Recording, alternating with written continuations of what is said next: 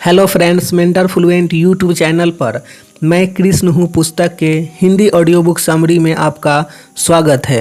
Episode 8, Vrindavan में ऐतिहासिक रासलीला रचाना। खैर, इधर जैसे जैसे मेरी उम्र बढ़ती जा रही थी वैसे वैसे वृंदावन की सारी गोपियों का आकर्षण भी मेरे प्रति बढ़ता जा रहा था। उम्र के इस पड़ाव पर अनायास ही वे सब मुझे अपना पति बनाने के सपने देखने लगी थी। यह एक नई तरीके का संकट मुझ पर आया था। संकट हसीन होते हुए भी था तो संकट ही। अब इसका क्या उपाय? न उन्हें यकीन दिलाकर बेवकूफ़ बना सकता था और न ही उनसे पल्ला झाड़ उनका दिल दुखा सकता था। सो मैं बेचारा सब कुछ समझते हुए भी उनके सामने हमेशा अनजान बना रहता था। क्या करूं, मेरा तो जीवन ही कुछ ऐसा होता जा रहा था कि किसी का अच्छा करना हो तो भी अभिनय करना पड़े। हाँ, इससे एक फ़ायदा अवश्य हो रहा था कि धीरे धीरे मैं एक अच्छा अभिनेता होता जा रहा था और यही अभिनय आगे चलकर बहुत काम आया था। जब बात चली ही है तो एक बात और सच सच बता दूं कि इन गोपियों पर मेरी सुंदरता व मेरे पराक्रमों से कहीं ज़्यादा मेरी वंशी व मेरा नृत्य कातिलाना साबित हो रहा था। अब भला इन्हें भटकने से बचाने के लिए मैं अपनी वंशी व नृत्य तो छोड़ नहीं सकता था। और फिर मैं यह कैसे भूल जाऊं कि गोपियों को तो मैं बचपन से ही मनमोहक लगता था। इन निगोरी गोपियों ने ही तो मेरा एक नाम मोहन रखा था। फिर इसमें नया क्या था? नया तो सिर्फ यही ना कि उम्र अलग हो चुकी थी व उम्र के साथ दृष्टि भी बदल चुकी थी। पर मैं तो वैसा का वैसा हूँ, फिर मुझे क्या अड़चन। खैर, समय ऐसे ही कट रहा था कि तभी एक दिन कुछ गोपियाँ मेरे पास आई और आने वाली शरद पूर्णिमा को रासलीला रचाने की गुजारिश करने लगी। एक तो पूर्णिमा मुझे यूं ही बहुत पसंद थी और उस पर नाचने गाने का समारोह, वह भी गोपियों के साथ, इनकार की गुंजाइश ही कहाँ थी। बस आने वाली शरद पूर्णिमा को गोपियों के साथ रासलीला का आयोजन रखना तय हुआ। जो गोपी यह खबर सुनते खुशी से झूम उठते। लेकिन परम आश्चर्य, जब मैंने इसकी सूचना राधा को दी तो वह खुश होने की बजाय उल्टा नाराज हो गई। उसकी नाराज़गी के दो कारण थे। एक तो यह उत्सव उससे पूछे बगैर रखा गया था व दूसरा, उत्सव में वे सारी गोपियां भाग लेने वाली थी जिनसे राधा अब जलने लगी थी। चलो, नाराज रहे, कोई बात नहीं, नाराज रहना तो उसकी फितरत में है। पर वह तो उत्सव पर ही ग्रहण लगाने के चक्कर में आ गई थी। उसने तो उत्सव निरस्त करने की रट पकड़ ली थी। अब यह भी कोई बात हुई? मैंने उसे समझाने के अथक प्रयास किए पर वह टस से मस नहीं हुई। मत हो, भला कृष्ण पर इन नकारात्मक बातों का असर कहाँ होने वाला था। इतना शानदार उत्सव जिससे मैं भी प्रसन्न था व गोपियाँ भी खुश थे। उसे सिर्फ राधा के 2 कौड़ी के अहंकार को फुसलाने हेतु निरस्त करने का कोई तुक मेरी समझ में नहीं आ रहा था। अतः इस घटिया बात पर मेरे राजी होने का सवाल ही नहीं उठता। लेकिन उधर राधा मेरी यह अवमानना बर्दाश्त नहीं कर पाई और उससे तो उल्टा उत्सव निरस्त करने हेतु और कटिबद्ध हो गई। फिर तो साम दाम दंड भेद कुछ भी कर दिन रात वह उत्सव निरस्त कराने के चक्कर में लगी रहने लगी। लेकिन जो नहीं हो सकता वह नहीं हो सकता। बस इधर मैं उसके किसी दबाव में आने को तैयार नहीं था, उधर राधा भी आसानी से हार मानने वालों में से कहाँ थी। बस हम दोनों के बीच एक मीठा संघर्ष भी चालू हो गया। आखिर कोई रास्ता न देख उसने अपना ब्रह्मास्त्र चला दिया। निराश राधा ने सीधी धमकी दे डाली कि उसकी नामर्जी के बावजूद यदि यह उत्सव रखा गया तो वह उसमें शामिल नहीं होगी। बेचारी सोच रही होगी कि उसके उत्सव में नहीं आने से मैं भी उत्सव में शामिल नहीं होऊंगा, और यदि मैं नहीं जाऊंगा तो बाकी गोपियां अपने आप ही उत्सव निरस्त करने पर मजबूर हो जाएंगे, यानी कि उत्सव की पूरी योजना अपने आप चौपट हो जाएगी। चाल तो उसने अच्छी चली थी, परंतु दुर्भाग्य से उसका वास्ता मुझसे पड़ा था, और मेरे होते सोते ऐसे शानदार उत्सव कभी निरस्त हो सकते हैं? राधा शायद यह भूल गई पर मुझ पर किसी का कोई ब्रह्मास्त्र कार्य नहीं करता। हाँ, मैं अपने पास सबके हजारों ब्रह्मास्त्र अवश्य रखता था, और जो समय पड़ने पर कभी विफल नहीं हुए थे। लेकिन मुझ पर किसी का ब्रह्मास्त्र चल जाए तो मेरा अस्तित्व ही क्या रहा। ब्रह्मास्त्र का तो एक ही नियम है कि वह अहंकार शून्यता पर भी काम नहीं करता। ब्रह्मास्त्र का तो एक ही नियम है कि वह अहंकार शून्यता पर कभी काम नहीं करता। वहीं ब्रह्मास्त्र की यह भी विशेषता है कि अहंकार शून्य व्यक्ति के पास ही हर परिस्थिति में चलाने हेतु ब्रह्मास्त्र उपलब्ध होते हैं। 100 बातों की एक बात यह कि ब्रह्मास्त्र काम ही अहंकार पर करता है, क्योंकि ब्रह्मास्त्र का अर्थ ही दूसरों की कमजोरियों का फ़ायदा उठाना है। जबकि मेरी तो कोई कमजोरी नहीं, मेरा हिसाब तो साफ था। जो होना चाहिए वह होना चाहिए, किसी कीमत पर वह कैसे भी। अतः राधा के ब्रह्मास्त्र का तो मुझ पर कोई असर नहीं हुआ, परंतु उल्टा ऐसा घटिया ब्रह्मास्त्र चलाने के कारण मैं उस पर क्रोधित हो गया।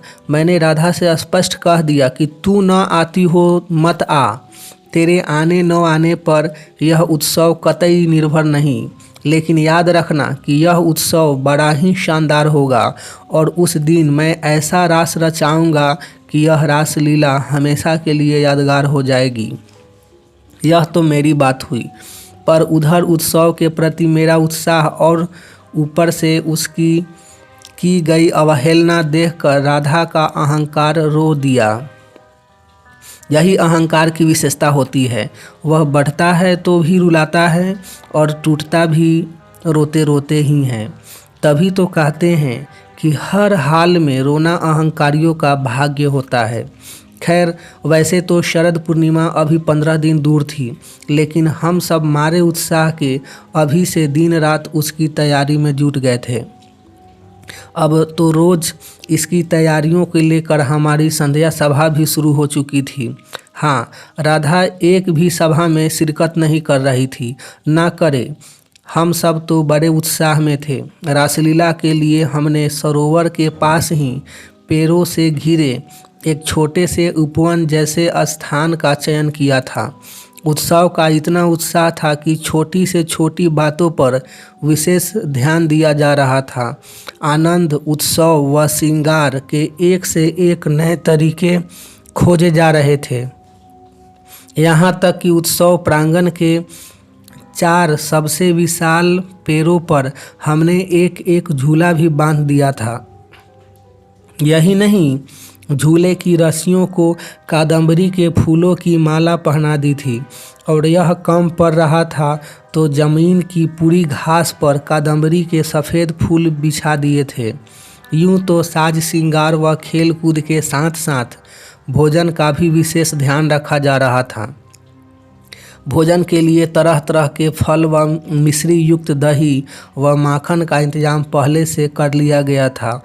स्वाभाविक तौर पर हमारे लिए संगीत, नृत्य व खेल कूद की तरह भोजन भी उत्सव का अभिन्न एवं अति महत्वपूर्ण अंग था।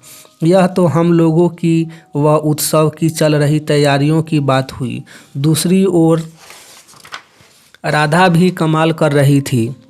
वह उत्सव की सभाओं में तो नहीं आ रही थी, पर मुझे गोपियों के साथ कूद कूद कर उत्साह से इंतजाम करता हुआ देख मारे जलन के काली अवश्य हुई जा रही थी। सच कहूँ तो मुझे उसका यह जलना कूढ़ना अच्छा लग रहा था। मैं तो इसे उसके अहंकार की सज़ा के तौर पर ही देख रहा था, और किसी के अहंकार की सज़ा के निमित्त बनने का तो मज़ा ही कुछ और होता ही है। अरे उत्सव जो पचासों को आनंद देने वाला है, उस पर अपनी नकारात्मक सोच की छाया डालना महापाप नहीं तो और क्या है। यह तो अहंकार का सबसे विकृत स्वरूप हुआ। मनुष्य जीवन होता क्या है? आनंद का अनुभव करने के लिए ही तो होता है, और आनंद किसी को भी मिले और कैसे भी, इससे क्या फर्क पड़ता है। आखिर आनंद आनंद ही होता है। अतः ध्यान रहे, आनंद और उत्सव के मौके खोने वाला जीवन की महत्ता कभी नहीं समझ सकता। मेरी राय में तो कोई भी सिद्धांत किसी भी मान्यता या स्वार्थ के कारण दूसरों के आनंद में विघ्न डालने वाला या दूसरों के आनंद से जलने वाले से बड़ा कुदरत का शत्रु दूसरा कोई नहीं हो सकता। अतः आप समझ ही सकते होंगे कि इस समय मुझे राधा पर कितना क्रोध चढ़ा था। खैर, एक तरफ हमारी उत्साहपूर्वक उत्सव की तैयारियां चल रही थी और दूसरी तरफ राधा की जलन और नाराज़गी बढ़ती जा रही थी। यह तो अच्छा खासा खेल हो गया, और इस खेल के चलते शरद पूर्णिमा कब आ गई पता ही न चला। हम लोग तो सुबह से ही इतने उत्साह से भरे हुए थे कि आज संध्या का इंतज़ार भी भारी पड़ रहा था। आखिर संध्या भी हो गई, और संध्या होते ही हम करीब 40 गोपियां नाचते गाते उत्सव स्थल पर पहुंच गए। उधर राधा नहीं आई तो नहीं ही आई।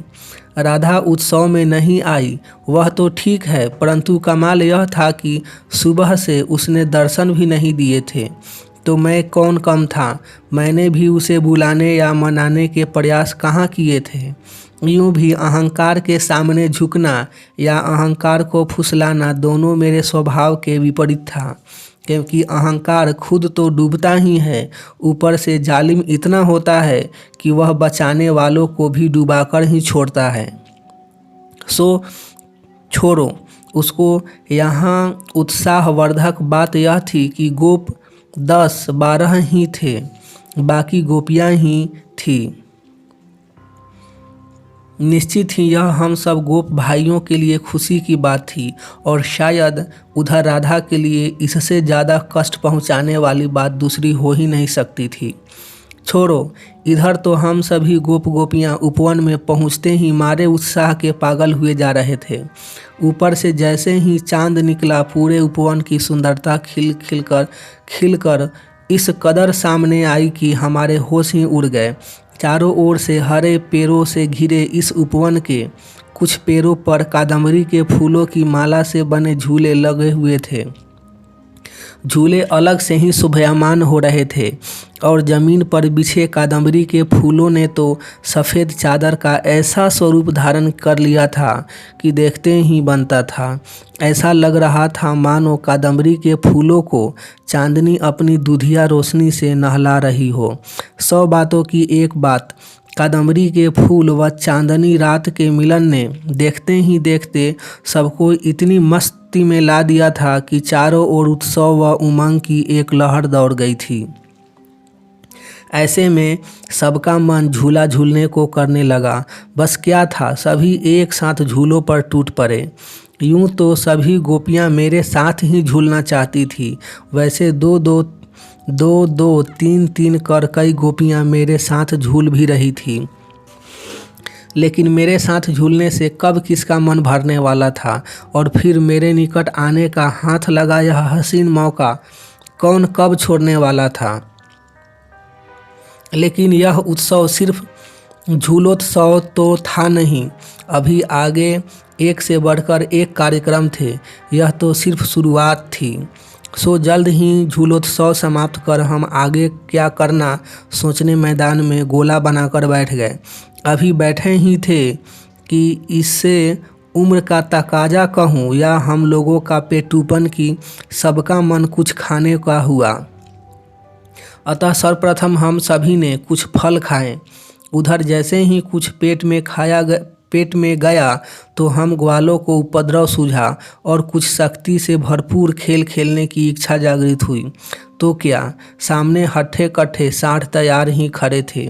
बस काफ़ी देर तक उनको लड़वाने का आनंद लेते रहे। शायद पूर्णिमा का चांद साढ़ों को भी पागल किए हुए था। क्योंकि साढ़ों को इतनी जोर से पागलों की तरह लड़ते मैंने पहले कभी नहीं देखा था। यह देख हम पूरे उत्साह में आ गए और जैसे ही साढ़ लड़कर लूंड हो गए तो हमने गायों की बारी निकाल दी। पागलों की तरह उन्हें यहाँ से वहाँ दौड़ाना प्रारंभ कर दिया। यह नज़ारा देख इधर हमें तो मज़ा आ रहा था, लेकिन उधर पागलों की तरह यहाँ वहाँ दौड़ती गायों से घबराकर सारी गोपियाँ झूले के पीछे जा छिपी। वहीं कुछ देर में गायें भी थक गई। यूं भी वे कर्म कर रही थी, उन्हें तो देर सबेर थकना ही था। हमारा क्या था, हम तो सिर्फ तमाशबीन थे। और यह तो सर्वविदित है कि तमाशबीन कभी नहीं थकते। उल्टा सच तो यह है कि तमाशबीनों को तो झगड़वाने से ज़्यादा मज़ा किसी और चीज़ में आती ही नहीं। खैर, जब गायें व साढ़ दोनों थक गए तो कुछ देर तो हमें समझ ही नहीं आया कि आगे क्या किया जाए। सोचा गाय व साढ़ के बाद अपनी भी बारी निकाल ली जाए। आखिर हम भी युवा थे, हमें भी अपनी शक्ति प्रदर्शन कर गोपियों को प्रभावित तो करना ही था। बस हमने पकड़ा पकड़ी खेलना प्रारंभ कर दिया। गोपियाँ इस खेल में शामिल तो हुई, पर जल्द ही पकड़ी जाने लगी और जिसके चलते आखिर थक कर वे खेल से ही हट गई। यह गलत हुआ। उत्सव ही उनके साथ खेलने व उन्हें निकट लाने हेतु रखा गया था। सो हमने तत्क्षण पकड़ा पकड़ी बंद कर छिपा छुई खेलना प्रारंभ कर दिया। यह करते ही सब उल्टा हो गया। हम गोप छिपते ही पकड़े जाने लगे, परंतु गोपियाँ छिपने में सचमुच बड़ी माहिर निकली। उससे भी बड़ी बात यह कि हम गोपों को मात देकर वे बड़ी खुशहाल भी हो गई। यह बहुत अच्छा हुआ, क्योंकि उनकी खुशी ही उन्हें हमारे निकट ला सकती थी। वे कुछ निकट आई भी और उसके साथ ही साथ आखिर इस खेल का भी अंत आ गया। अब आगे क्या करना, अभी तो रात्रि चढ़ना शुरू ही हुई है।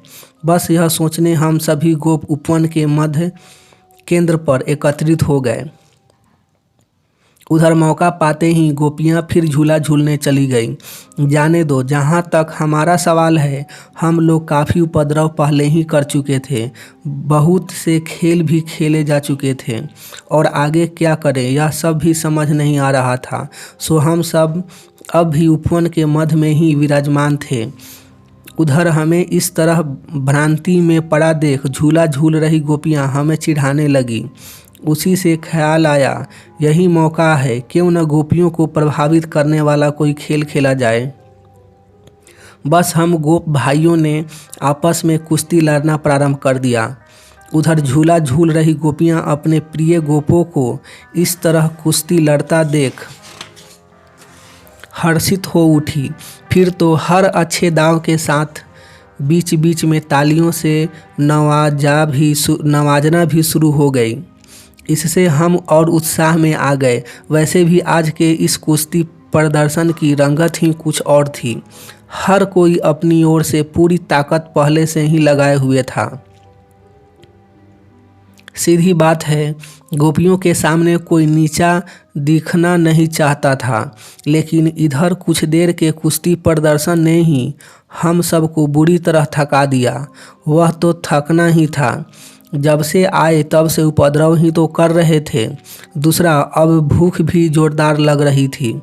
बस इसके चलते एक बार फिर हम सभी उपवन के केंद्र में एकत्रित हो गए। सभी गोप गोपियों ने डटकर माखन व दही खाया। उसके बाद हम सभी एक बार फिर वही एक गोलाकार घेरा बनाकर बैठ गए और अब की सुस्ताने के बहाने कुछ देर यहाँ वहाँ की बातें करते रहे। लेकिन इतनी खूबसूरत चांदनी रात में कितनी देर बातें कर समय बिताते। आगे सबकी इच्छा नहाने की हुई।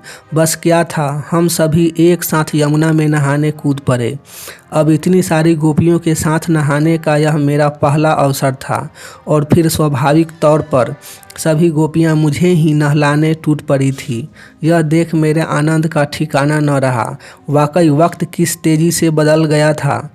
एक समय नहाते गोपियों को दूर से देखकर ही पागल हो जाया करता था और आज उन्हीं के संग नहाना नसीब हो रहा था। खैर, हम सभी लगातार एक दूसरे पर पानी फेंक रहे थे। उजाला इतना था कि सब कुछ स्पष्ट दिखाई दे रहा था। चारों ओर पेड़ों से घिरा यह सरोवर एक खूबसूरत दूधिया कुंड नजर आ रहा था। इधर हम लोग एक दूसरे पर बार बार पानी तो उछाल ही रहे थे, साथ ही कभी कभी हम पानी में छिप भी जाया करते थे। यूं भी सर्वश्रेष्ठ तैराक मैं ही था, सो ऐसे में भला गोपियों को अपनी तैराकी से प्रभावित करने का यह मौका मैं कहाँ चूकने वाला था। हालांकि यह सब भी कब तक, आखिर पानी से भी मन भर गया और थक कर सभी पानी के बाहर आ गए। वैसे पानी में नहाकर एक बार फिर सब स्फूर्ति व उत्साह से भर गए थे। उधर गोपियां हमारे साथ नहाई क्या, वे सब भी रंग में आ गई। अचानक उन्हें क्या सूझी कि सब वंशी सुनाने की जिद करने लगी। मैं तो तैयार ही था और फिर यूं भी आज की रात गोपियों के ही नाम थी। वैसे भी उनकी किसी भी बात से इनकार की गुंजाइश ही कहाँ थी।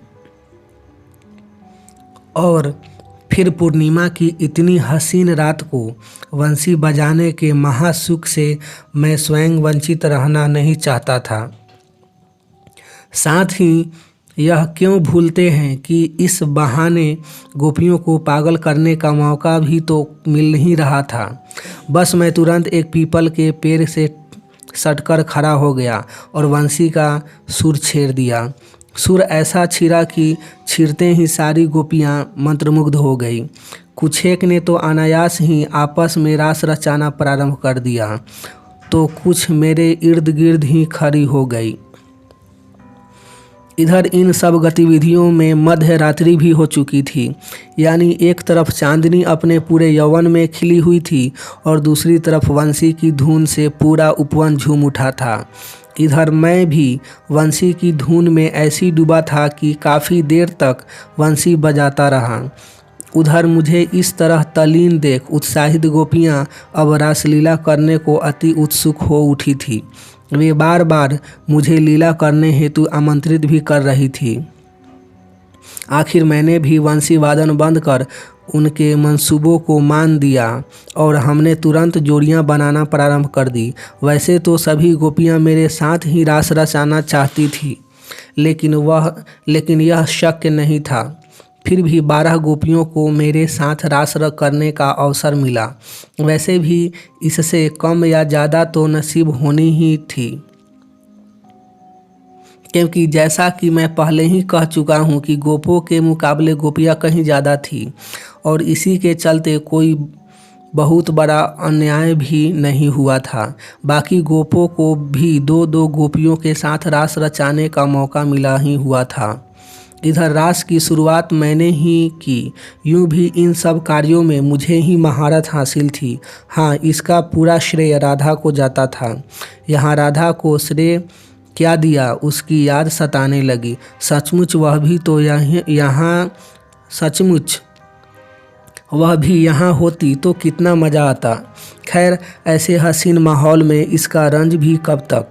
उधर जैसे ही राधा को भुलाकर मैं नृत्य के रंग में आया कि सभी गोपियाँ चारों ओर से गोलाकार बनाकर खड़ी हो गई।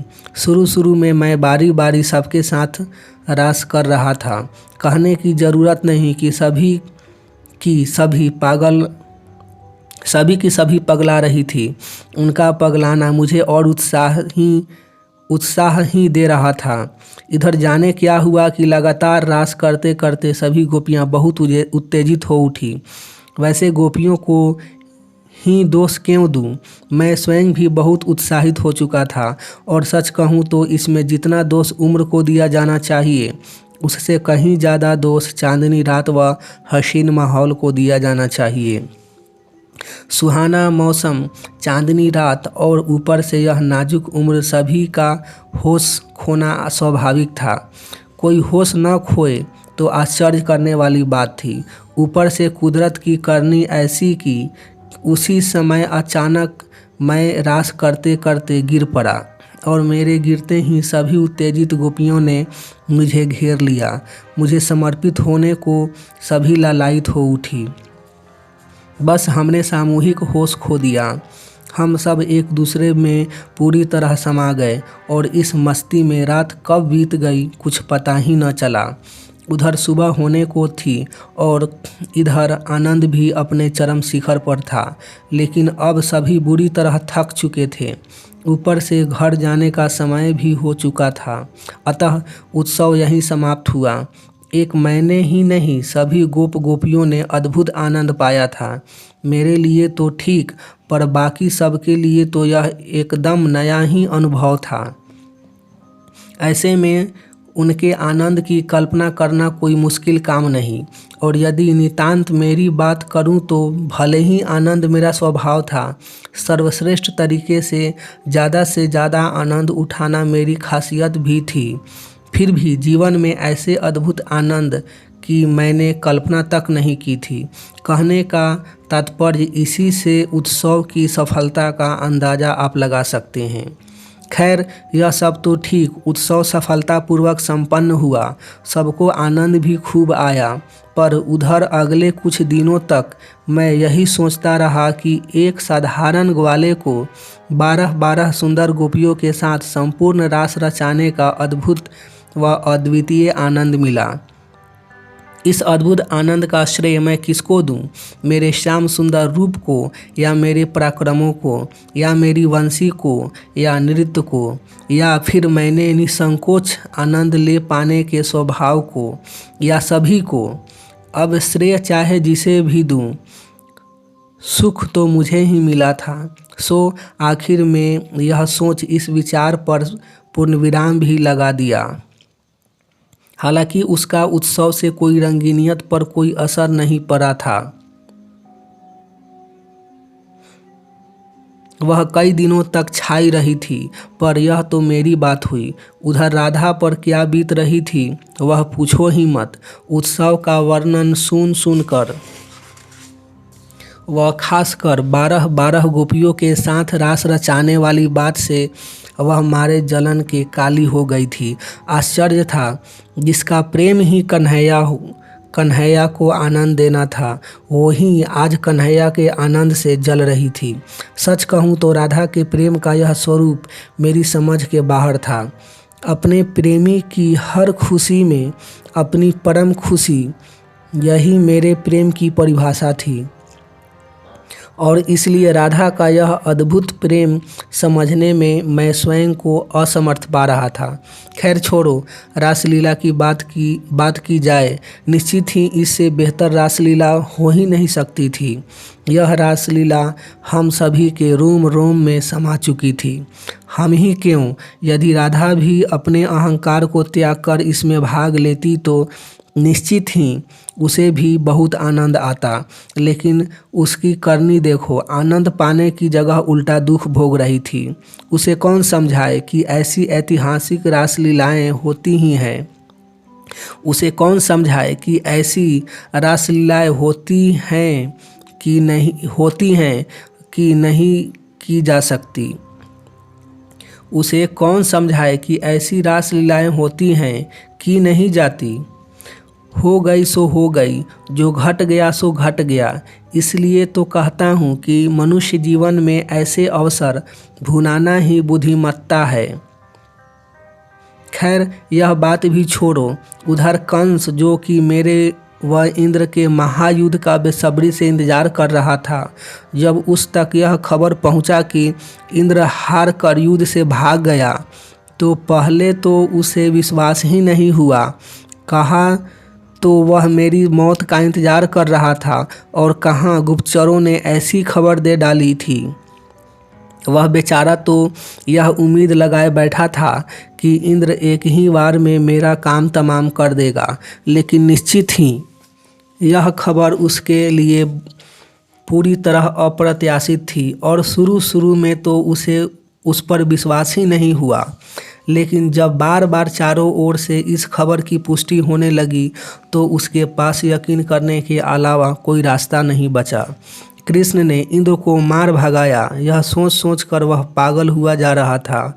उसको चारों ओर अपनी मौत नजर आने लगी थी। जिसने इंद्र तक को मार भगाया वह मेरा वध अवश्य करेगा। बस यही सोचकर दिन ब दिन उसका पागलपन फिर बढ़ने लगा। कहने का तात्पर्य उसकी पुरानी विक्षिप्तता फिर लौटने लगी। चलो यह तो कंस की बात हुई। उधर दूसरी तरफ पूरा आर्यावर्त भी मेरे व इंद्र के युद्ध का परिणाम जानने को उत्सुक था ही, और अगले एक वर्ष तक दिन ब दिन इस युद्ध की खबरें चारों ओर फैलती ही रही।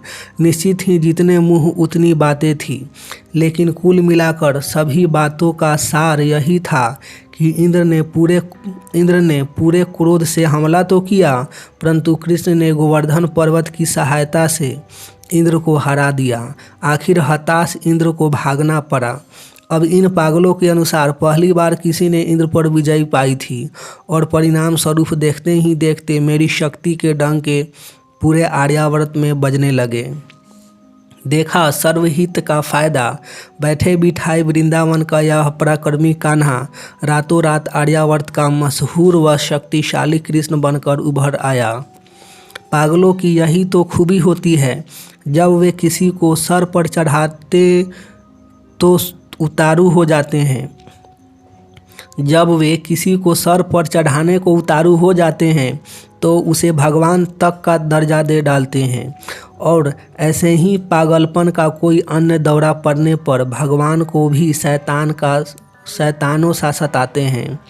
खैर, यदि मेरी बात की जाए तो आर्यावर्त में जिस मुकाम पर मैं दिखाई पड़ रहा था वह वास्तव में मैंने अनायास ही नहीं पाया था, और न ही वह किसी की मेहरबानियों का नतीजा था। दरअसल मुझे यह मुकाम अपनी समझ, अपनी शक्ति व निस्वार्थ भावना से लगातार कर्म करते रहने के कारण मिला था। कहने का तात्पर्य यह मुकाम मेरी अपनी मेहनत का परिणाम था। छोड़ो, यह भी मेरा अपना स्वभाव था। जब कोई बड़ा कार्य हाथ में नहीं होता था तो मेरा अहंकार ऐसी बातों का भी विश्लेषण कर ही लिया करता था। कम से कम इस बहाने मेरे अहंकार को भी तृप्त होने का मौका मिल जाया करता था। वैसे एक बात बता दूं, यह सब तो मैं आपसे आज कह रहा हूँ। उस समय तो इन सब बातों से बेखबर मैं वृंदावन में ही आनंद से विचरण कर रहा था। यह सब बात तो मुझे पीछे से मालूम पड़ी, पर हाँ, यहाँ उम्र के साथ धीरे धीरे मैं वृंदावन की सुरक्षा एवं उसका जीवन स्तर सुधारने हेतु कटिबद्ध होता जा रहा था। सच कहूँ तो इस समय यही मेरे जीवन का एकमात्र ध्येय बनकर रह गया था। होना भी चाहिए था। हम जहाँ रहते हैं और जिसके साथ रहते हैं उनकी सुरक्षा व प्रगति का ध्यान रखना हमारा परम कर्तव्य है। और अब तो अपने इस उद्देश्य की प्राप्ति के लिए मैं अक्सर गहरे चिंतन भी करता रहता था। कुल मिलाकर मेरे भीतर अब बड़े पैमाने पर वृंदावन का तारनहार जाग चुका था। आप मानेंगे नहीं कि पिछले कई दिनों से वृंदावन में चल रही हर छोटी मोटी गतिविधि को मैं बड़े ध्यान से देख रहा था। न सिर्फ उन तमाम गतिविधियों का निरीक्षण कर रहा था, बल्कि हाथों हाथ उनका उचित विश्लेषण भी कर रहा था। विश्लेषण का सार साफ था।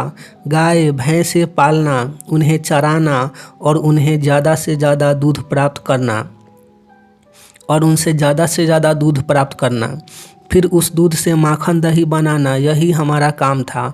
और उपलब्ध फल फूल के साथ यही माखन दही वृंदावन का प्रमुख भोजन भी था।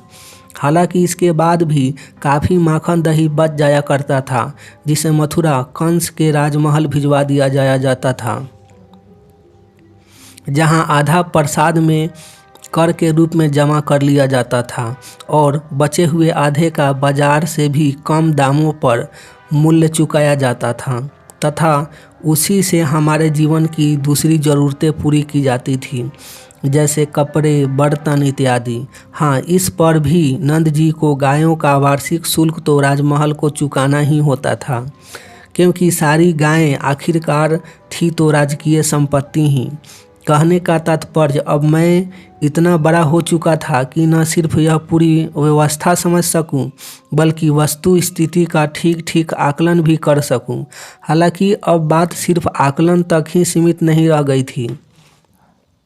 अब तो मैं वृंदावन की परिस्थितियां बदलने के बाबत भी काफ़ी सोचने लगा था, और इस बाबत सबसे पहले मुझे राजमहल के रूप में एक आशा की किरण दिखाई दे रही थी। सच कहूँ तो इंद्र पूजा रुकवाने के बाद अब मैं स्वयं को किसी भी गलत बात का विरोध करने में सक्षम पा रहा था, और स्पष्ट कहूँ तो शत्रु कितना ही बड़ा क्यों न हो, गौण नज़र आने लगा था, तथा उसका नतीजा आपके सामने है। विश्लेषण का सार समझते ही सबसे पहले मेरे निशाने पर सीधा राजमहल था, क्योंकि मेरी समझ से राजमहल हमारे साथ अन्याय कर रहा था। कर भी चुकाना और माखन भी जमा करवाना, एक साथ यह दोनों बात मेरे गले नहीं उतर रही थी। ऊपर से माखन आधे दामों पर बेचने वाली बात तो कतई बर्दाश्त नहीं थी। निश्चित ही इससे तो राजमहल हमें पालने की बजाय हम गरीब ग्वालों का खून चूस रहा था। मुझे यह बात अच्छे से समझ आ गई थी कि किसी तरह राजमहल द्वारा हो रहा यह शोषण रोक दिया जाए तो वृंदावन का जीवन स्तर काफ़ी हद तक बेहतर किया जा सकता है। अब एक तो बात समझ आ गई थी, वह दूसरा उत्साह से भरा ही हुआ था।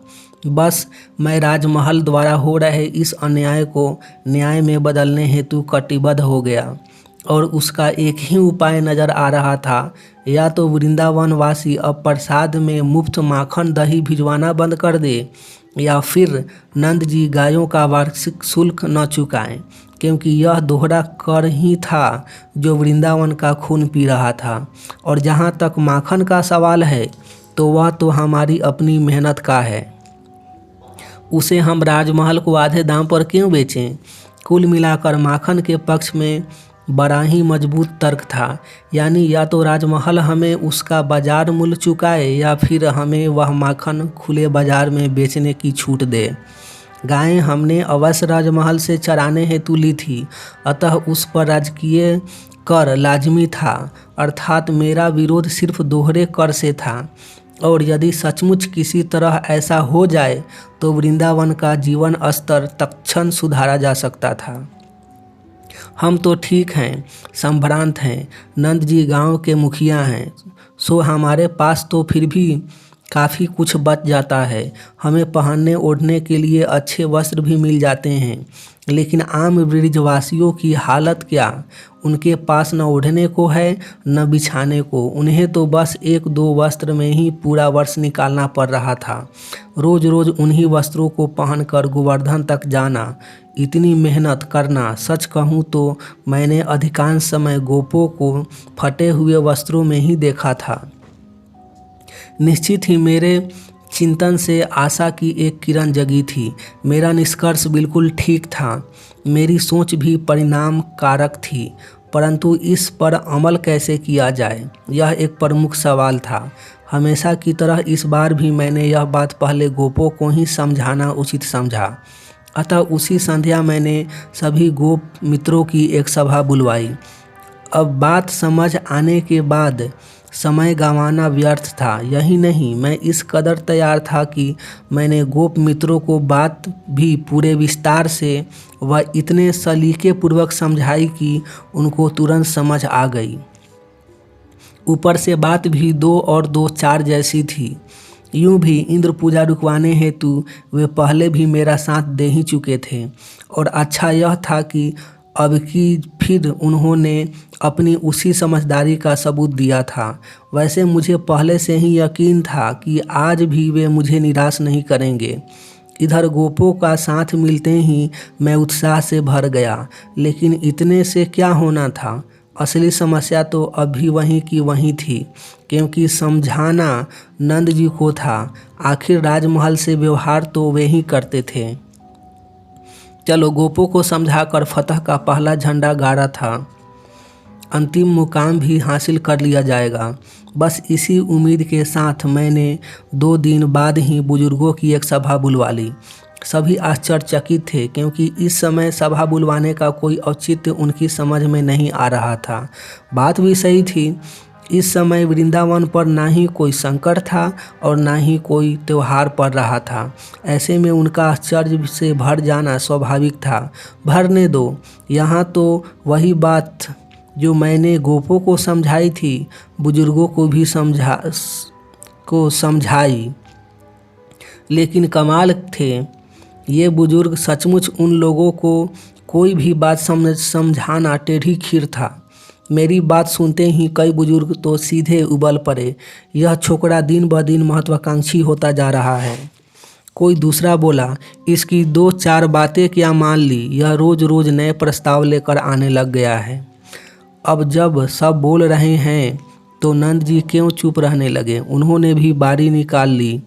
हालांकि उन्होंने समझाइश का रवैया अपनाया। वे सीधे मुझसे मुखातिब होते हुए बोले, देखो कन्हैया, हमने तुम्हारी कई बातें मानी हैं। यह भी सही है कि तुमने कई बार समझदारी की बातें भी की है। यह तो सच है कि तुमने कई बार वृंदावन को मुसीबतों से बचाया भी है, परंतु यह व्यावसायिक मामला है और तुम अभी इसमें नासमझ हो। 100 बातों की एक बात, हमारा व्यवसाय राजमहल का क्रोध बर्दाश्त नहीं कर सकता।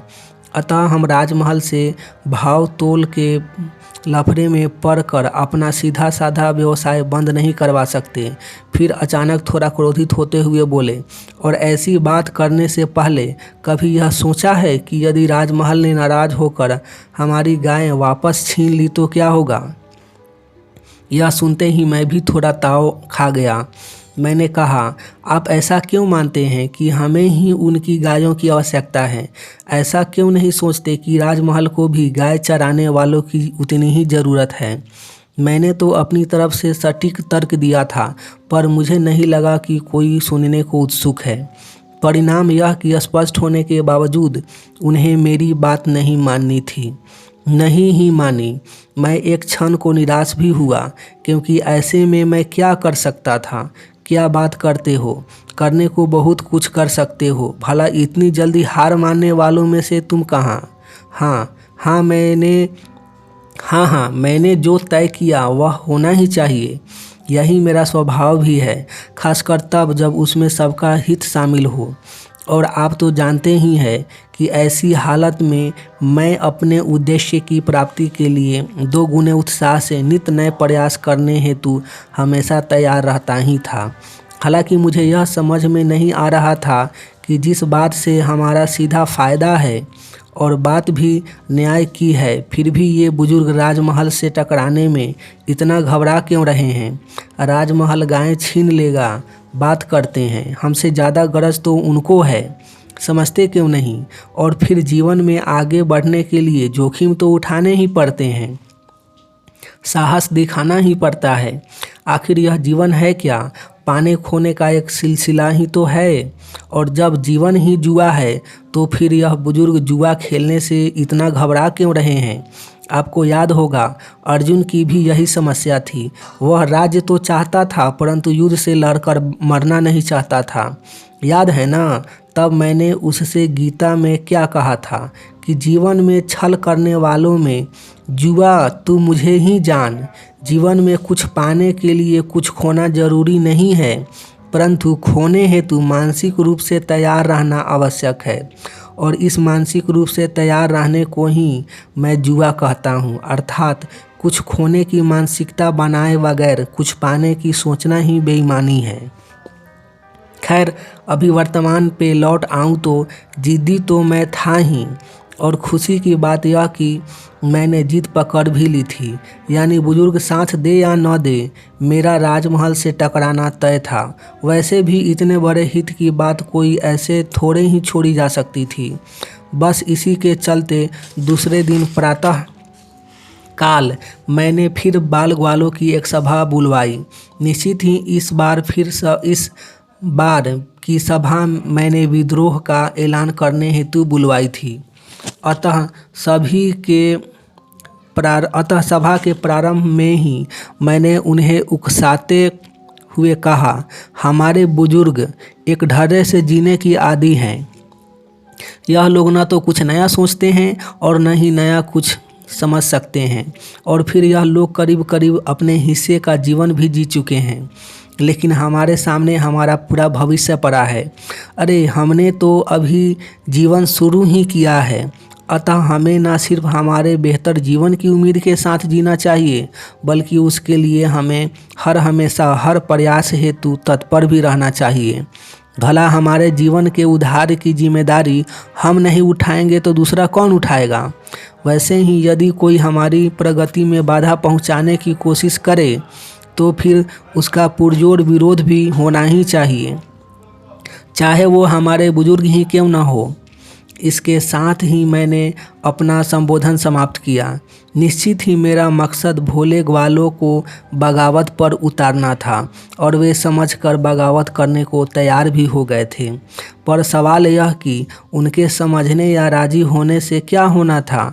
आगे के एक सवाल ने सबको चित कर रखा था कि आखिर बुजुर्गों के सहयोग के बगैर इस पर अमल कैसे किया जा सकता है, क्योंकि राजमहल से बात तो नंद जी या बुजुर्ग ही कर सकते थे, और बुजुर्गों के रवैये को देखते हुए यह तय था कि ये लोग राजी खुशी बात करने को तैयार होंगे ही नहीं।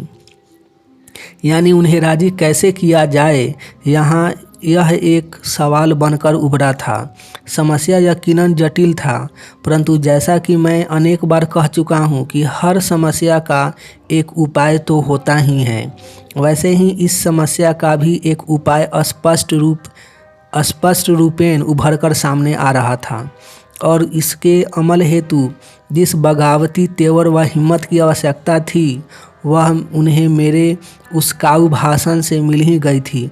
अतः मैंने आगे की बात पूरे विस्तार से समझाते हुए कहा, माना राजमहल से बात बुजुर्गों को ही करनी है, यह भी माना कि वे बात करने को कतई राजी नहीं होंगे, लेकिन हम उन्हें राजमहल से बात करने को मजबूर भी तो कर सकते हैं।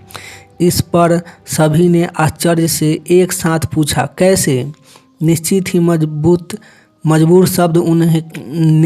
मजबूर शब्द ने उनके कान खड़े कर दिए।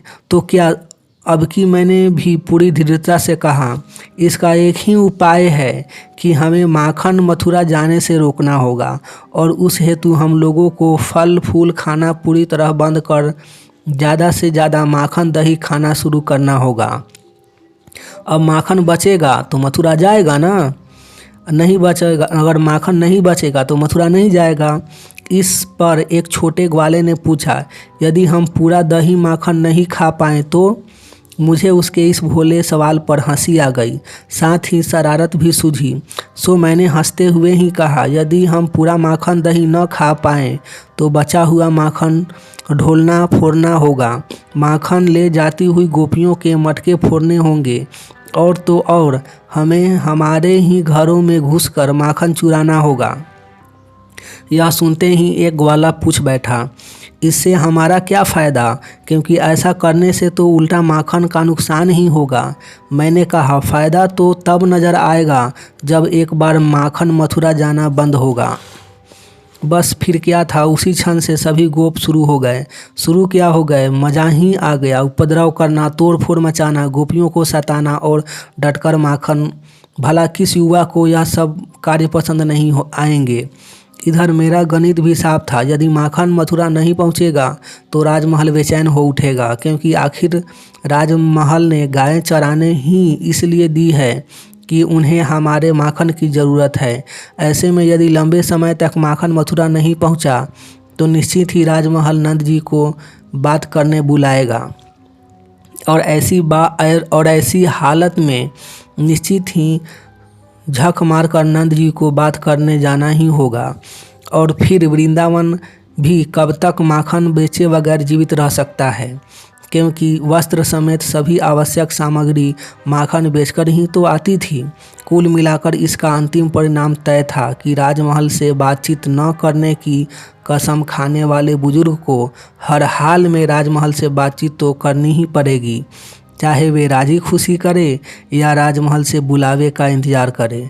और एक बार जब बातचीत होगी तो समाधान भी निकल ही आएगा। बस इसी उम्मीद के साथ हमारा खूब माखन दही खाना चालू हो गया था। एक तो माखन दही सबको यूं भी प्रिय था और अब तो उसे खाने का मज़ा ही कुछ और था, क्योंकि यह माखन कर्तव्य से जुड़ गया था। लेकिन दुख की बात यह कि हमारी लाख कोशिश के बावजूद हम लोग पूरा माखन दही चट नहीं कर पा रहे थे। सच कहूँ तो इससे हमारे पेटूपन का घमंड भी देखते ही देखते चकनाचूर हो गया था। कोई बात नहीं, इसका भी उपाय खोज निकाला। यदि नहीं खा पा रहे तो ढोल दिया जाए। यह तो और भी पसंद का खेल था। बस 2 दिनों में ही हमने पत्थर से मटकी फोड़ने वाली बीसियों गुलेल बना डाली और सभी गोपों को यह मुहैया करा दी। अब सर पे दही माखन की मटकी रख यहाँ वहाँ इतराती फिर रही गोपियाँ हमारे निशाने पर थी। जहाँ नजर आती मटकियाँ दूर से ही फोड़ दी जाती। एक तो अप्रत्याशित हमला और ऊपर उस पर मेहनत पर पानी। और यह कम था तो मटकी फूटते ही वे बेचारी पूरी की पूरी माखन में स्नान कर लेती। बस धीरे धीरे हमारा आतंक इतना बढ़ता गया कि सभी घबरा गईं। अब घबराई गोपियों ने पहले तो हमें पटाने फुसलाने के प्रयास किए और जब बात नहीं बनी तो बुजुर्गों से हमारी शिकायती की, लेकिन सब बेकार। अब जब बगावत ही बुजुर्गों से थी तो वे हमारा नया और क्या बिगाड़ लेने वाले थे। फिर यह खेल ही इतना शानदार था कि बंद किया ही नहीं जा सकता था। बस हम तो सुबह से ही ताक में निकल पड़ते, अक्सर पेड़ों के पीछे या यहाँ वहाँ छिप जाते।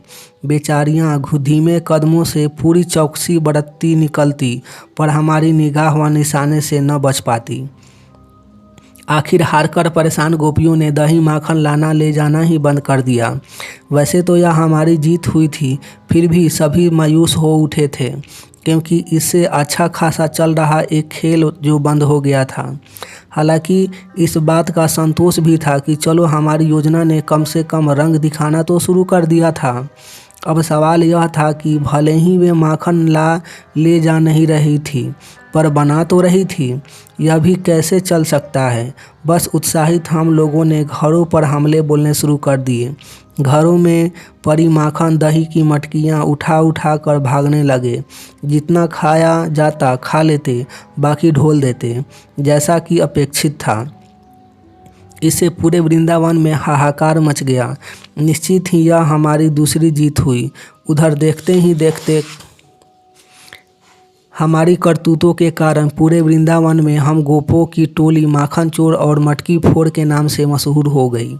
यही नहीं, इसके साथ ही बुजुर्गों की लाचारी भी उभर कर सामने आ गई थी, क्योंकि वे हमें समझा सकते थे, ज़्यादा से ज़्यादा डांट सकते थे, परंतु भला अब इस उम्र में हम युवाओं को बलपूर्वक यह कृत्य करने से रोक थोड़े ही सकते थे।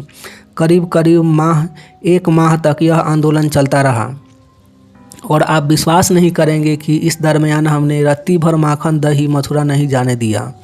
खैर, अब बांस और बांसुरी दोनों टूट चुके थे। माखन दही बनना ही बंद हो गया था। सो अब लाने या ले जाने का सवाल ही नहीं उठता था।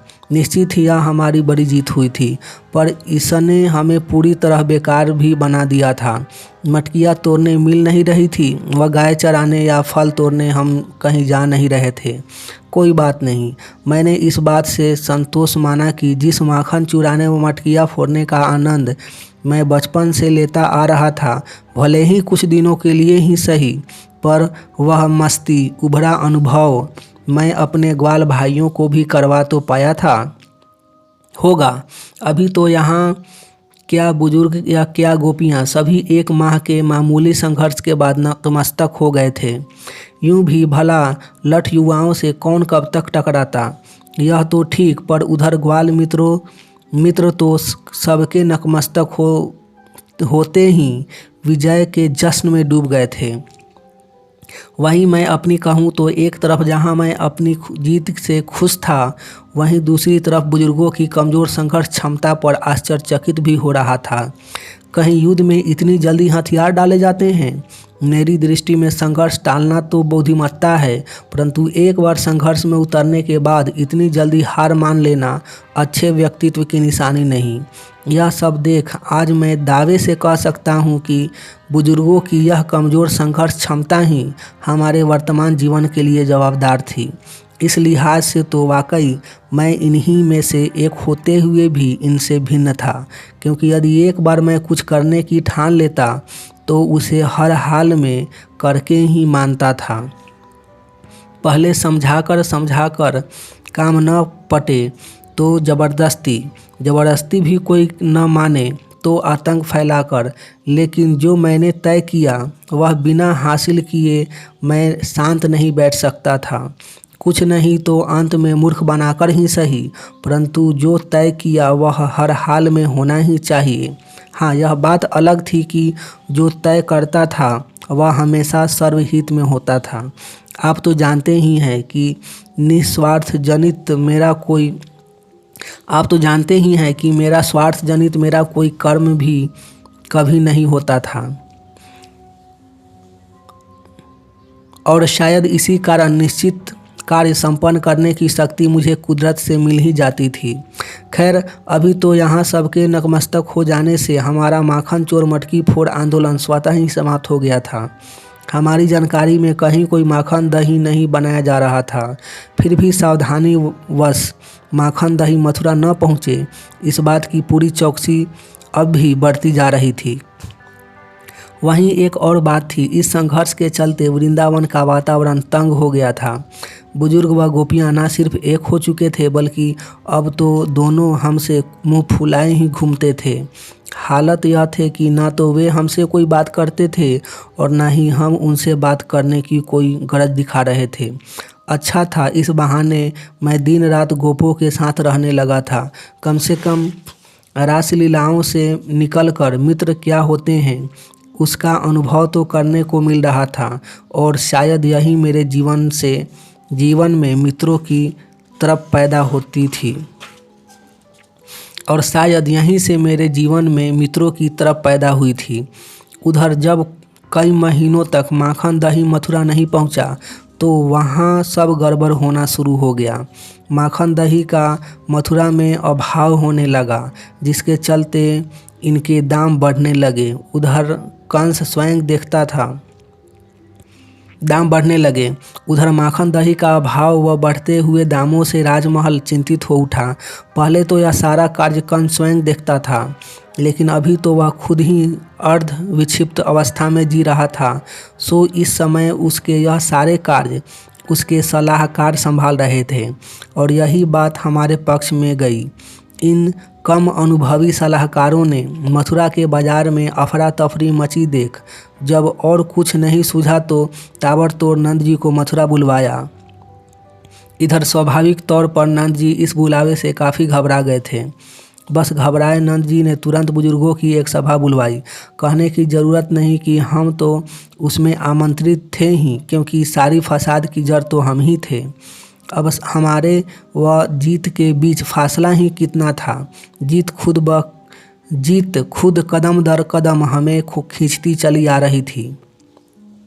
पहले राजमहल से नंद जी को बुलावा आना, फिर नंद जी का हमें सभा में बुलवाना, बस अब तो एक अंतिम मजबूत धक्के की आवश्यकता बची थी। पता नहीं बुजुर्गों ने हमें सभा में किस उद्देश्य से बुलवाया था, परंतु मेरा सभा में उपस्थित होने का उद्देश्य स्पष्ट था कि माखन तो मथुरा नई शर्तों पर ही जाएगा, अर्थात आज नहीं तो कल नंद जी को हिम्मत कर राजमहल से यह बात करनी ही होगी। और इसी दृढ़ इरादे के साथ मैं अपनी टोली के साथ समय से ही सभा में उपस्थित हो गया था। आज सभा भी नंद जी के घर की बजाय प्रांगण में बुलवाई गई थी। वैसे भी आज क्या गोप क्या बुजुर्ग सभी गिन गिन कर सभा में उपस्थित थे। कहा जा सकता है कि दोनों पक्षों ने वर्तमान संघर्ष में अपनी पूरी ताकत झोंक दी थी, और सभा का नज़ारा तो कुछ ऐसा था कि जहाँ बुजुर्ग चिंतित नज़र आ रहे थे वहीं हम चहके हुए थे। वैसे सबसे ज़्यादा चिंतित नंद जी ही नज़र आ रहे थे।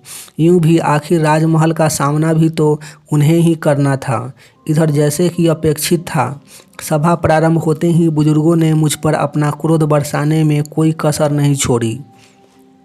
यानी सभा का वातावरण जो पहले से ही काफ़ी तंग था, बुजुर्गों की मूर्खता ने उसे और तंग बना दिया था। इधर मैं भी संयम बरतते हुए बाहर से भले ही खामोश बैठा हुआ था, पर उतनी बातें सुन भीतर ही भीतर उबाले तो मैं भी खा ही गया था। क्या करता, बात ने शुरू से दिशा ही गलत पकड़ ली थी। कोई एक कह रहा था कि कन्हैया के बढ़ते उत्साह ने पूरे वृंदावन को डुबो दिया, तो कोई दूसरा कहता कि दरअसल दिन भर गोपियों के साथ घूमने के कारण उसकी बुद्धि बचकाना हो गई है। इधर मैं भी समझ ही गया था कि इन लोगों के पास कहने को कुछ नहीं है, व्यर्थ की भड़ास निकाल रहे हैं। निकालने दो। बस काफ़ी देर तक यूं ही अलग अलग तरीके से मुझे कोसने का यह कार्यक्रम चलता रहा, परंतु इसमें मुद्दे की बात एक भी न थी। सबकी बातों में सिर्फ राजमहल का भय झलक रहा था, यानी कोरी बकवास कर रहे थे सब। खैर, जब सब ताने मार मार कर थक गए तो नंद जी की बारी निकल आई। वे बड़े दुखी होते हुए बोले, यह सच है कि कृष्ण की नादानी ने आज हम सभी को राजमहल के सामने कटघरे में ला खड़ा कर दिया है, लेकिन अब ज़्यादा दिन तक यह नादानी बर्दाश्त नहीं की जा सकती। मुझे राजमहल माखन लेकर जाना ही होगा। यही नहीं, अब तक जो कुछ भी हुआ उसकी उनसे क्षमा भी मांगनी होगी, व साथ ही नियमित माखन मथुरा पहुंचाने का आश्वासन भी देना होगा। और अगर उससे भी मामला न सलटे तो वे और भी जो कहें उन्हें मानने के अलावा हमारे पास उपाय ही क्या है। सचमुच इन छोकरों ने कन्हैया के चक्कर में हमें मरवा दिया। उधर उम्मीद के मुताबिक सभी बुजुर्गों ने नंद जी के इस निर्णय को हाथों हाथ लिया। उन्हें तो लेना ही था, कमज़ोर मानसिकता के गुलाम जो ठहरे। लेकिन इधर मैं, जो पहले से ही भीतर काफ़ी उबाले खा रहा था, नंद जी की बात से पूरी तरह भड़क उठा। बस दोनों सूरतें अपनी अपनी जगह अटल हो गई और टकराव अवश्यंभावी हो गया। माखन मथुरा जाएगा और वो भी कृष्ण के होते सोते, यह तो हो ही नहीं सकता। बस मैं इतनी बुरी तरह ताव खा गया कि सीधे जोरदार विरोध करता हुआ बोल पड़ा, माखन तो मथुरा किसी कीमत पर नहीं जाएगा। यह सुनते ही पहले से क्रोधित नंद जी मुझ पर और जोर से भड़क उठे। अब तुम्हारी कोई नादानी नहीं बख्शी जाएगी, माखन मथुरा अवश्य जाएगा। हालांकि बात तो नंद जी ने भी पूरी दृढ़ता से कही थी, फिर भी उनके कहने में कहीं न कहीं आत्मविश्वास की कमी नज़र आ रही थी। और सच कहूँ तो मुझे तो उनकी बात सुनकर हंसी ही आ गई थी। और आगे मैंने कहा भी हंसते हुए ही, यदि आप ले जा सकते होते तो माखन कब का मथुरा पहुंच गया होता। आप जानते हैं कि हमारे सहयोग के बिना माखन मथुरा नहीं जा सकता। और यह भी स्पष्ट कर दूं कि इस विषय में अब भी हमसे सहयोग की अपेक्षा रखना व्यर्थ है। उन्हें शायद मुझसे ऐसी दृढ़ता की उम्मीद नहीं रही होगी। तभी तो यह सुनते ही नंद जी समेत सभी बुजुर्ग स्तब्ध रह गए थे। और कहने की ज़रूरत नहीं कि साथ ही उन्हें अपनी लाचारी का एहसास भी हो चला था। इस तरह दो दृढ़ताओं के टकराते ही पूरी सभा में खामोशी छा गई। वातावरण पूरी तरह से तंग हो गया। सूरतें अटल, समाधान संभव नहीं, और कोई मध्य मार्ग सूझ नहीं रहा। आखिर कुछ सोचकर नंद जी ने ही खामोशी तोड़ी।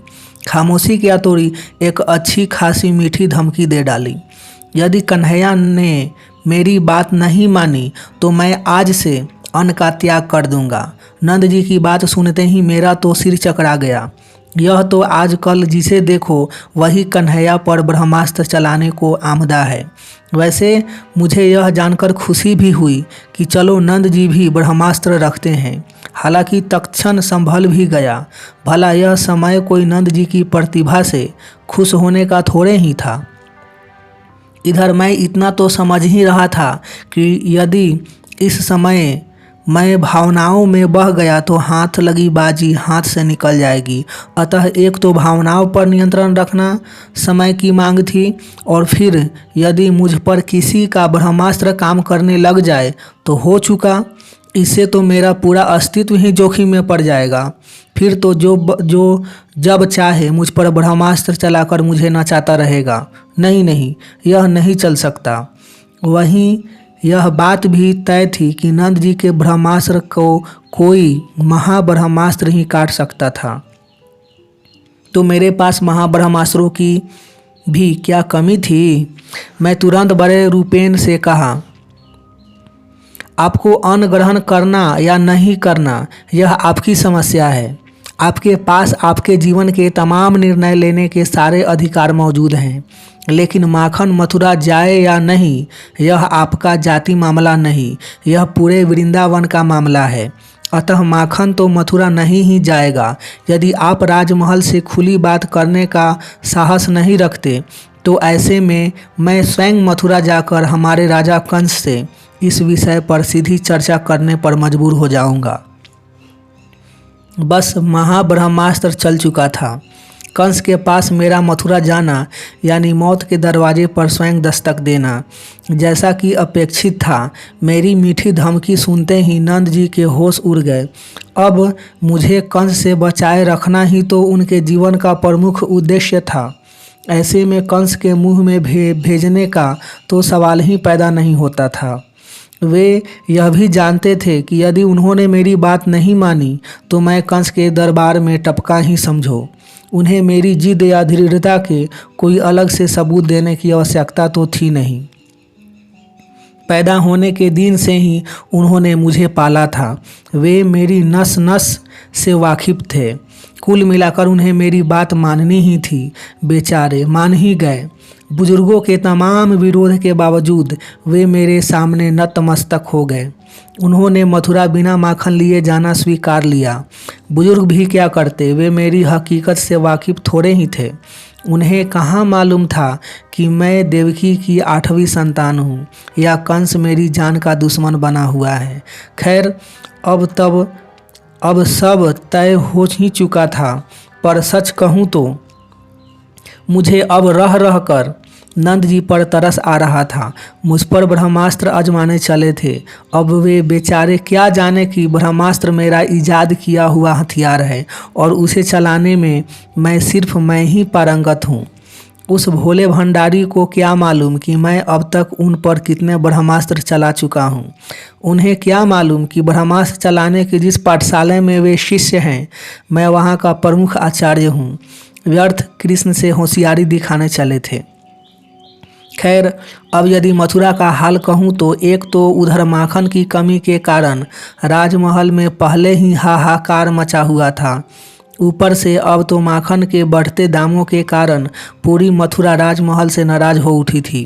तथा मज़ा यह कि मथुरा पर आए इस संकट की जिम्मेवारी कंस के उन सलाहकारों को उठानी थी जिनकी कंस के नाम मात्र से घी बध जाया करती थी। अतः बेचारे घबराए हुए सलाहकार यह मामला किसी तरह जल्द से जल्द सुलझाना चाहते थे। और इधर उस पर मजा यह कि इन सब बातों से अनजान घबराए हुए नंद जी बड़े दुखी मन से बगैर माखन लिए राजमहल के कोप का भाजन बनने मथुरा की ओर चल पड़े थे। वे तो इतने मायूस थे कि पूछो ही मत। अब वे क्या करें, वह दोष किसे दें। यह सब उन्हीं का चुनाव था। मैंने तो सिर्फ इतना ही कहा था कि आप जाओ या मैं जाता हूँ। उन्होंने अपना जाना चुना। सच अपने ही बच्चे के हाथों बड़े बुरे फंसे थे नंद बाबा। खेला ऐसा जमा था कि उधर राजमहल व्यग्र, इधर नंद जी मायूस। राजमहल नंद जी से परेशान व नंद जी राजमहल से डरे हुए। और ऐसे डरे नंद जी की घबराई हुई सलाहकार समिति से मुलाकात हुई। पर यहाँ आकर नंद जी ने कमाल दिखा दिया। मजबूरी वश ही सही, पर एक बात के लिए उनकी तारीफ करनी ही होगी कि सलाहकार समिति के सामने उन्होंने वृंदावन की मांगे पूरी दृढ़तापूर्वक रखी। वैसे इसमें मेरा योगदान भी कम नहीं था। नंद जी मेरी जिद व दृढ़ता दोनों को अच्छे से पहचानते थे। वे जानते थे कि यदि वे राजमहल से गोलमोल बात कर लौट आएं तो मैं स्वयं सीधी बात करने राजमहल पहुंच जाऊंगा, और मुझे कंस से बचाए रखना न सिर्फ उनका कर्तव्य था बल्कि एक हमदर्द बाप की मजबूरी भी थी, और साथ ही उनके जीवन का एकमात्र मकसद भी यही था। वहीं खुशी की एक और बात यह कि जितना आश्चर्य मैं डालने वाला नंद जी का बदला स्वरूप था, वहीं खुशी की एक बात और यह थी कि जितना आश्चर्य में डालने वाला नंद जी का बदला हुआ स्वरूप था, उससे कहीं ज़्यादा आश्चर्य में डालने वाला राजमहल का सलूक था, क्योंकि बिना किसी विरोध के समिति ने नंद जी की अधिकांश मांगें स्वीकार कर ली। हालांकि वार्षिक शुल्क तो यथावत रखा गया, लेकिन राजमहल में माखन दही पहुंचाने की अनिवार्यता समाप्त कर दी गई। यही नहीं, वृंदावन को वही माखन दही अब मथुरा के खुले बाजार में बेचने की छूट भी दे दी गई। वैसे राजमहल के खास उत्सवों में माखन दही भेजने की अनिवार्यता बरकरार रखी गई। अब वह साल में 2-4 बार की बात थी। अब इतना हक तो राजमहल का भी बनता ही था। फिर मैं यह कैसे भूल जाऊं कि राजमहल भी था तो मेरे अपने ही मामा का। खैर, उधर पगलाए नंद जी को तो अपने भाग व मेरी योजना दोनों में से किसी पर भी विश्वास नहीं हो रहा था। कंस का राजमहल साधारण ग्वालों के सामने झुक जाए, निश्चित ही यह बात उनकी समझ के बाहर की थी। वैसे भी वृंदावन की इस अप्रत्याशित जीत में मेरी योजना से कहीं ज़्यादा बड़ा हाथ मथुरा की वर्तमान परिस्थितियों का था, क्योंकि यदि कंस विक्षिप्त न होता और वार्षिक शुल्क की बागडोर उसके हाथ में होती तो शायद वह वृंदावन की मांगे कभी नहीं स्वीकारता। लेकिन यह बेचारे सलाहकार जो खुद ही दबाव में जी रहे थे, उन्हें तो वृंदावन के सामने झुकना ही था, वरना आम मथुरावासी आज उनके प्राण ले लेते। वह कंस ठीक होने के बाद इस अव्यवस्था हेतु उन्हें नहीं बकसता होगा। अभी तो इधर आश्चर्य व उत्साह के मिले जुले भावों में खेलते हुए खुश खुश नंद जी बड़ी शान से वृंदावन वापस पधारे, और जैसे ही उन्होंने सबको यह खुशखबरी सुनाई, मुझे बधाई देने वालों का तांता लग गया। मैं भी फूला नहीं समाया, और ग्वाले तो शान से झूम ही उठे। स्वाभाविक तौर पर वे इस विजय में बराबरी के हकदार थे ही। हालांकि खुशी सभी थे, पर नंद जी का गौरव उनका अपना था। स्वाभाविक तौर पर जीवन में पहली बार वे कोई युद्ध जीत कर आ रहे थे, और वह भी मथुरा के राजमहल से। चलो छोड़ो इन सब बातों को। आज की रात तो जश्न की रात थी, और कहने की ज़रूरत नहीं कि वृंदावन ने उत्सव नहीं महाउत्सव मनाया। खूब नाच गान हुआ। नंद जी का हाथ पकड़कर मैंने उन्हें भी नचाया। उत्सव करीब करीब रात भर चला। हालांकि ऐसे जश्न के लिए तो पूरी रात भी कम थी। वृंदावन ने पहली बार उज्जवल भविष्य की ओर कदम रखा था। यानी एक तरफ कारण मुफीद था तो दूसरी तरफ माहौल अनुकूल था। वहीं मैं अपनी बात करूँ तो मेरी खुशी का तो ठिकाना ही न था। सच कहूँ तो मैं इसे अपने अब तक के जीवन की सबसे बड़ी उपलब्धि मानता हूँ। राजमहल को झुकाना कोई मजाक थोड़े ही था। दरअसल असली सवाल राजमहल को झुकाने का भी नहीं था। प्रमुख बात तो वृंदावन के उज्जवल भविष्य की ही थी। और फिर नंद जी को महाब्रह्मास्त्र चलाकर राजी करना, सच कहूँ तो मुझे तो अब तक उस बात पर हंसी आ रही थी। वाकई समय के साथ मैं कितना खतरनाक होता जा रहा था, तो मुझे इससे कौन सा एतराज़ था। खैर, अब हम गोपों ने माखन दही खाना बिल्कुल बंद कर दिया था। वैसे भी माखन दही खा खा कर सभी खूब मोटा हो गए थे, और फिर वृंदावन में भोजन के लिए फलों की कोई कमी तो थी नहीं। फिर व्यर्थ माखन खाकर उसका अपव्यय क्यों करना, और शुभ विचार व शुभ कार्य के शुभ परिणाम आते ही हैं। ठीक वैसे ही हमारे माखन खाना बंद करते ही उसके सुखद परिणाम का अनुभव वृंदावन ने तत्काल किया। अब तो जो भी माखन बेचने मथुरा जाता, अपने परिवार के लिए ढेर सारे वस्त्र व कई जीवन जरूरियात के सामान खरीद कर जरूर लाता। ऐसे में पिताजी कहाँ पीछे रहने वाले थे। वे भी मेरे लिए नई वंशी व भैया के लिए एक शानदार हल तोहफे के रूप में ले आए। इधर हम तोहफे पाकर खुश हो रहे थे तो उधर गोपियाँ भी नए नए वस्त्र पाकर फूली नहीं समा रही थी। वे तो बस दिन भर उन्हें पहनकर इतराती फिरती थी। हालांकि इन सब के विपरीत राधा का इतराना वस्त्रों पर निर्भर नहीं रह गया था।